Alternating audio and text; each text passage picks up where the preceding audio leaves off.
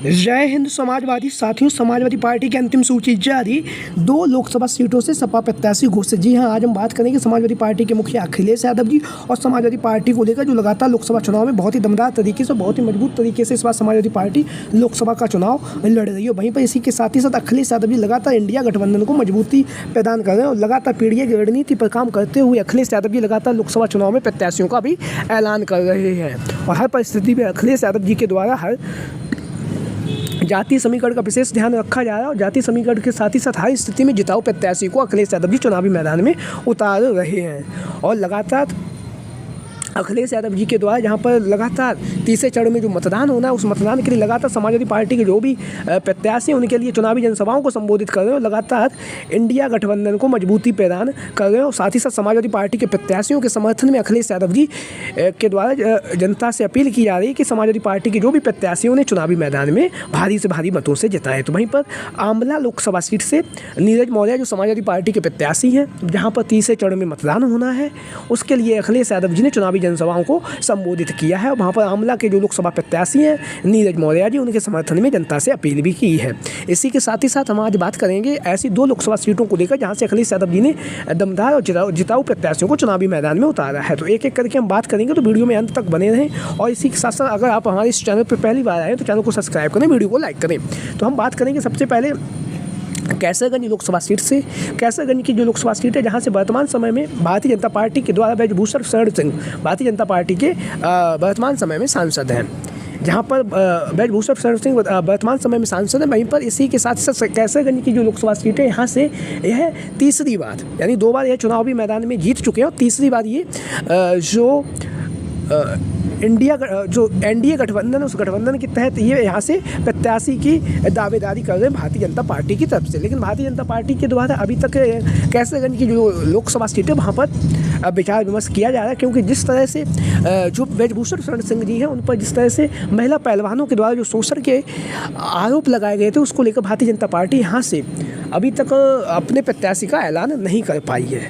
जहाँ पर भारतीय जनता पार्टी ने अभी तक अपने प्रत्याशी का ऐलान नहीं कर पाया, वहीं पर समाजवादी पार्टी के मुखिया अखिलेश यादव जी के द्वारा, जहाँ पर अब ज़्यादा समय नहीं बचा है, ऐसी स्थिति में अखिलेश यादव जी के द्वारा जो कैसरगंज की लोकसभा सीट है वहाँ से समाजवादी पार्टी का प्रत्याशी घोषित कर दिया गया है। चर्चाओं में काफ़ी ज़्यादा नाम थे, तो एक एक करके नामों पर चर्चा करेंगे और फिर उसके साथ ही साथ हम बात करेंगे कैसरगंज की जो लोकसभा सीट है, यहाँ से ब्रजभूषण शरण सिंह को लेकर भारतीय जनता पार्टी की क्या रणनीति हो, क्या आगामी समय में क्या होने जा रहा है। ब्रजभूषण शरण सिंह जहाँ पर भारतीय जनता पार्टी के कद्दावर नेता है और कद्दावर नेता होने के साथ ही साथ लगातार ये 2 बार से यहाँ से भारतीय जनता पार्टी की तरफ से सांसद है। वहीं पर एक बार 2009 के चुनाव में ये समाजवादी पार्टी से भी यहाँ से सांसद रह चुके हैं। अच्छा खासा इनका प्रभाव है और प्रभाव के साथ ही साथ आसपास की जो लोकसभा सीटें उन पर भी इनका अच्छा खासा प्रभाव है ब्रजभूषण शरण सिंह जी का। तो हम बात करेंगे आज कैसरगंज की लोकसभा सीट को लेकर, जहाँ से समाजवादी पार्टी इस बार भारतीय जनता पार्टी के प्रत्याशी को कड़ी टक्कर देगी। तो यहाँ से सबसे पहला जो चर्चाओं में नाम था वो बैजनाथ दुबे समाजवादी पार्टी के दिग्गज नेता हैं। दिग्गज नेता होने के साथ ही साथ लगातार वह इंडिया गठबंधन को मजबूती प्रदान कर रहे थे और लगातार इंडिया गठबंधन के तहत समाजवादी पार्टी के लिए अपनी दावेदारी पेश कर रहे थे लोकसभा चुनाव में प्रत्याशी को लेकर। बैजनाथ दुबे जी, विभिन्न सर्वे के माध्यम से भी बैजनाथ दुबे को जनता के द्वारा पसंद भी किया गया है कैसरगंज की लोकसभा सीट को लेकर। लेकिन इस बार अखिलेश यादव जी ने जो कैसरगंज की लोकसभा सीट है वहाँ से एकदम खेला कर दिया हो, इस टाइप के हम बोल सकते हैं।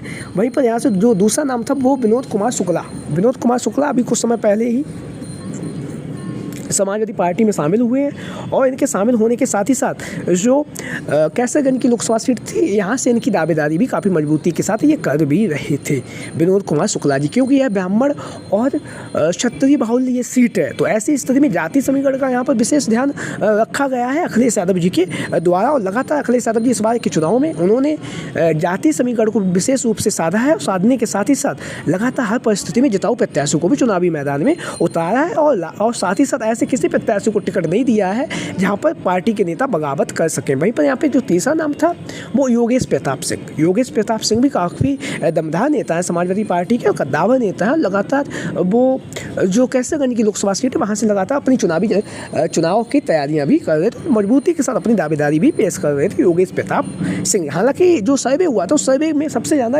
योगेश प्रताप सिंह को जनता के द्वारा पसंद भी किया गया था। और इसी के साथ ही साथ यहाँ की जो विधानसभा सीटें, उन विधानसभा सीटों में भी सबसे ज़्यादा योगेश प्रताप सिंह को ही हर एक विधानसभा से लगभग पसंद किया गया था समाजवादी पार्टी के प्रत्याशी के रूप में। लेकिन अखिलेश यादव जी के द्वारा यहाँ से एक नए प्रत्याशी को चुनावी मैदान में उतारा गया है। जैसा कि आप लोग ने अपनी इन तस्वीरों के माध्यम से देख भी रहे, लगातार दिग्गज नेता ब्राह्मण समाज से आते हैं। ब्राह्मण समाज से आने के साथ ही साथ लगातार इंडिया गठबंधन को मजबूती प्रदान कर रहे हो, लगातार अखिलेश यादव जी के हाथों को मजबूती भी प्रदान करेंगे, क्योंकि ब्राह्मण बाहुल ये सीट है। इनके नाम को हम आगे बताएंगे। ब्राह्मण बाहुल ये सीट है। ब्राह्मण बाहुल सीट होने के साथ ही साथ लगातार जनसंपर्क जारी है। और अखिलेश यादव जी ने इस बार एक नया प्रयोग किया है कि पार्टी के जो भी नेताओं की चर्चा चल रही है तो उनको टिकट ना देकर एक नए प्रत्याशी को चुनावी मैदान में उतारा है। इसके बहुत सारे एग्जाम्पल भी हैं। हम आपको एग्जाम्पल बताएं तो मछली शहर की लोकसभा सीट, जहाँ से दीप चंद्र राम, कृपा शंकर सरोज और डॉक्टर रागिनी सोनकर जी के नाम काफ़ी प्रबल और दमदार तरीके से उठ रहे थे। यहाँ से अखिलेश यादव जी के द्वारा प्रिया सरोज को टिकट दे दिया गया। वहीं पर जौनपुर की लोकसभा सीट से भी आप लोगों को पता है, जहाँ पर श्रीकला सिंह धनंजय जी का नाम काफ़ी तेज़ी से चल रहा था इंडिया गठबंधन से। वहीं पर समाजवादी पार्टी की तरफ से जो लौटन राम निषाद जी, उनका नाम भी काफ़ी दमदार तरीके से चल रहा था, जनता के द्वारा मांग की जा रही थी। लेकिन अखिलेश यादव जी ने यहाँ से भी जाति समीकरण को साधा और जाति समीकरण को साधने के साथ ही साथ उन्होंने यहाँ से जो जन अधिकार पार्टी है बाबू सिंह कुशवाहा जी को चुनावी मैदान में उतार दिया। तो अखिलेश यादव जी एकदम नए तरीके से इस बार प्रयोग कर रहे हैं और प्रयोग के साथ ही साथ लगातार वह नए प्रत्याशियों को, जमीनी प्रत्याशियों को, और साथ ही साथ जो पार्टी में किसी तरह से फूट ना पैदा हो, ऐसी स्थिति में अखिलेश यादव लगातार ऐसे प्रत्याशियों को टिकट दे रहे हैं। तो कैसरगंज की लोकसभा सीट से श्री भगत राम मिश्रा जी जो एडवोकेट हैं, इन्हें इंडिया गठबंधन और समाजवादी पार्टी के द्वारा लोकसभा कैसरगंज की जो लोकसभा सीट है वहाँ से प्रत्याशी घोषित किया गया है। जैसा कि आप लोग इन तस्वीरों के माध्यम से देख भी रहे हैं, इंडिया गठबंधन के प्रत्याशी बनाए जा चुके हैं श्री भगत राम मिश्रा जी। तो भगत राम मिश्रा जी को भारतीय जनता पार्टी के जो भी प्रत्याशी होंगे उनके सामने करारी हमें टक्कर देखने के लिए भी अब मिलेगी। तो लगातार इंडिया गठबंधन मजबूती के साथ अपने प्रत्याशियों का ऐलान भी कर रहा है। वहीं पर एक जो दूसरी जो नाम ऐलान हुआ है वो है फतेहपुर की जो लोकसभा सीट है, जहां से नरेश उत्तम पटेल जी समाजवादी पार्टी के प्रदेश अध्यक्ष है। प्रदेश अध्यक्ष होने के साथ ही साथ लगातार जो फतेहपुर की लोकसभा सीट है वहाँ से अपनी मजबूती के साथ अपनी तैयारियों में जुट चुके हैं, क्योंकि इन्हें जो फतेहपुर की लोकसभा सीट है वहाँ से समाजवादी पार्टी का प्रत्याशी घोषित कर दिया गया है और इन्होंने अपना नामांकन भी कर दिया है। तो ये वो सूची है जैसा कि आप लोग देख रहे हैं, होगा पीडीए के नाम आपकी एकजुट मतदान लोकसभा चुनाव 2024। सपा प्रत्याशी फतेहपुर से श्री नरेश उत्तम पटेल और कैसरगंज से श्री भगत राम मिश्रा जी। तो ये दो लोकसभा सीटों से अखिलेश यादव जी के द्वारा प्रत्याशी घोषित कर दिए गए हैं। तो अब कुल मिलाकर 61 लोकसभा सीटों पर अखिलेश यादव जी के द्वारा प्रत्याशियों का ऐलान कर दिया गया है। तो आप लोगों की क्या राय है इन दोनों प्रत्याशियों को लेकर? सभी साथी कमेंट बॉक्स के माध्यम से अपनी राय जरूर दें। इसके साथ ही साथ आगामी लोकसभा चुनाव में इंडिया गठबंधन और समाजवादी पार्टी मिलकर कितनी लोकसभा सीटें उत्तर प्रदेश के अंदर, देश के अंदर जीतने जा रही है, इस बात को भी लेकर आप लोग अपनी राय कमेंट बॉक्स के माध्यम से दे सकते हैं। और जो भी साथी हमारे इस चैनल पर आज पहली बार आए हैं वो चैनल को सब्सक्राइब जरूर करें। और इसके साथ ही साथ समाजवादी पार्टी से जुड़ी और पूरी तरह से लोकसभा चुनाव को लेकर आपको सारी जानकारी हमारे इस चैनल के माध्यम से मिलती रहेगी। जय हिंद, जय भारत।